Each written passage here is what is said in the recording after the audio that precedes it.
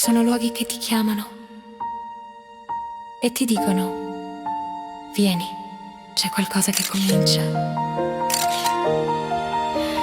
Primo piano, poche scale e subito senti che cambia l'aria, la luce entra decisa, accende il soggiorno e da quel balcone il mondo sembra più vicino.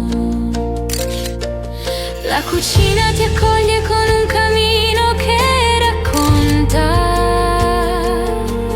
e un secondo balcone che apre possibilità, spazi che respirano con te.